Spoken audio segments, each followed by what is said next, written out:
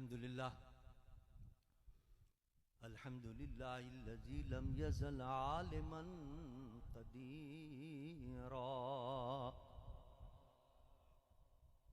हय्यन क़य्यूमन समीअन बसीरा वस्सलातु वस्सलामु अला रसूलिही अरसलहू बिलहक़्क़ि बशीरन व नज़ीरा व अला आलिही व अस्हाबिही कसीरन कसीरा अम्मा बाद फ़अऊज़ु बिल्लाहि मिनश शैतानिर रजीम बिस्मिल्लाहिर्रहमानिर्रहीम इन्ना नहनु नज़्ज़लना ज़िक्र व इन्ना लहू लहाफ़िज़ून सदक़ल्लाह व सदक़ रसूलुहुन नबियुल अमीनुल करीम व नहनु अला ज़ालिका लमिनश शाहिदीन वश्शाकिरीन वल्हम्दुलिल्लाहि रब्बिल आलमीन इन्नल्लाह व मलाइकतहु युसल्लूना अलन नबी या अय्युहल्लज़ीना आमनू सल्लु अलैहि व सल्लिमू तस्लीमा दुरूशी पढ़ लीजिए अस्सलातु वस्सलामु अलैका या रसूलल्लाह अस्सलातु वस्सलामु अलैका या हबीबल्लाह अस्सलातु वस्सलामु अलैका या रहमतल लिल आलमीन व अला आलिका व अस्हाबिका या शफीअल मुज़निबीन। हम्द सलात के बाद मुक़्तदर मशाइख़ इज़ाम वाजिबुल एहतराम उलमाए किराम अमाइदीन मिल्लत और हाज़रीन ज़ी-वक़ार आस्ताने आलिया सगर शरीफ के सज्जादगान, उसके कारकुरान, उसके मुरीदीन मुतवस्सिलीन काबिल मुबारकबाद हैं जो हर साल ये अज़ीमुश्शान ख़त्म नबुव्वत कॉन्फ्रेंस का इनेकाद करते हैं। ये फ़कीर भी एक अहम प्रोग्राम की मीटिंग के सिलसिले में लाहौर आया हुआ था। मुझे पैगाम मिला हज़रत क़िबला मुबारक हमदानी साहब का और हज़रत क़िबला मक़सूद हमदानी साहब दामद बरकातुहुल आलिया का इस महफ़िल में हाज़िर होने के लिए। मैं हाज़िर हो गया। मैं ममनून हूँ कि उन्होंने मुझे भी ये सआदत अता की इस महफ़िल में शिरकत की। अल्लाह तबारक व तआला उनकी इस कोशिश को अपनी बारगाह में कबूल व मंजूर फरमाए। हाज़रीन मोहतरम, ख़त्म नबुव्वत का मसला इंतहाई अहमियत का हामिल है और ये कहा जाए तो बेजा न होगा कि हमारे दीन की असास और बुनियाद है। यही वजह है कि कुरान पाक में कोई एक मकाम पर नहीं, 20 मकाम पर अल्लाह ताला ने इस ख़त्म नबुव्वत को बयान किया और इसकी अहमियत और अज़मत को आश्कारा फरमाया कुरान पाक के अंदर। जो मैंने आयत मुक़द्दसा तिलावत की है इसमें अल्लाह फरमाता है कि इन्ना नहनु नज़्ज़लना ज़िक्रा व इन्ना लहू लहाफ़िज़ून। हमने कुरान नाजिल किया है और हम ही इसकी हिफाजत करेंगे। देखिए, यहां से भी अल्लाह ताला अपने महबूब की ख़त्म नबुव्वत का ऐलान फरमा रहा है। किस तरह? हुजूर से पहले जितने अंबिया किराम और जितने रसूल इज़ाम इस आलम कौन मकाम में तशरीफ लाए, उनको अल्लाह ने मोइज़ात अता फरमाए।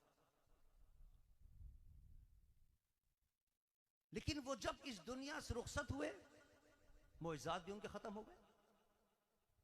हज़रत मूसा अलैहिस्सलातु वस्सलाम को असा का मोइज़ा अता फरमाया, यद बैज़ा का मोइज़ा अता फरमाया, लेकिन क्या वो मोइज़ा मौजूद है इस दुनिया के अंदर? नहीं। हजरत ईसा अलैहिस्सलाम को मादरजात अंधों को बीना करने का मोइज़ा अता फरमाया, मुर्दों को जिंदा करने का मोइज़ा अता फरमाया, लेकिन कोई आज शख्स मौजूद है जिसको हजरत ईसा ने जिंदा किया हो या जिसको सेहत और शिफा अता की हो? कोई मोइज़ा पूरी दुनिया के अंदर कहीं मौजूद नहीं। अलगर्ज जितने अंबिया किराम आए, उनको जितने मौज़ात अल्लाह ने अता फरमाए, उसमें से कोई मौज़ा हुए जमीन पर मौजूद नहीं। लेकिन मेरे मुस्तफ़ा सल्लल्लाहु अलैहि वसल्लम को अल्लाह ताला ने जहां और बेशुमार मौज़ात अता फरमाए, वहां एक कुरान का मौज़ा भी अता फरमाया। और यह मौज़ा ऐसा है कि जो आज भी मौजूद है और क़यामत तक मौजूद रहेगा। क्यों? इसलिए कि जितने अंबिया आए उनकी नबुव्वत का दौर खत्म हो गया, उसके साथ उनके मौज़े भी खत्म हो गए, लेकिन मेरे मुस्तफ़ा की नबुव्वत का दौर क़यामत तक चलेगा। लिहाजा मौज़ा भी वो अता किया कुरान जो क़यामत तक रहने वाला।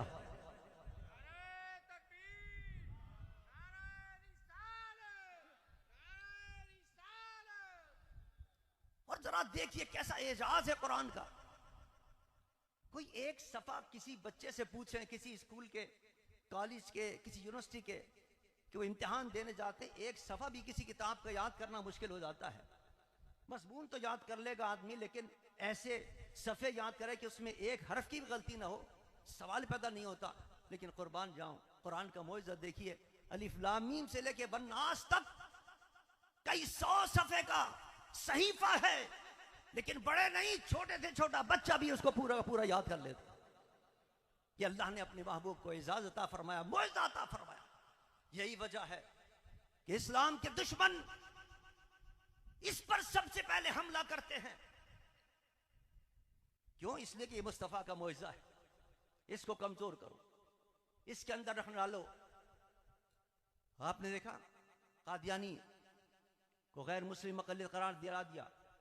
मेरे आपके कायद हज़रत अल्लामा शाह हमदुरानी रहमतुल्लाह ताला अलैह ने दीगर मसालिक के और दीगर लोगों के साथ मिलकर असम्बली के अंदर क़रारदाद पेश की और उनको गैर मुस्लिम मुक़ल्लिद करार दिलवाया, लेकिन उनकी साजिशें मुसलसल जारी है। और कुरान जो खत्म नबुव्वत का मेरे मुस्तफ़ा का मौइज़ा है और दलील है, उसके खिलाफ उनकी साजिशें चल रही हैं। आज भी साजिश उनकी चल रही है। अभी चंद दिनों की बात है, रब्वा के अंदर कुछ लोग कुरान पाक तकसीम कर रहे थे, और जब उस कुरान पाक को पढ़ा गया और देखा गया, उलमा ने देखा, तो आप हैरान होंगे कि उसके अंदर तहरीफ कर दी गई थी। उसके अंदर कुछ ऐसे तर्जमे किए गए, ऐसे मफहूम किए गए जो उनके मुताबिक थे, कादियानियों के मुताबिक थे। सुप्रीम कोर्ट के अंदर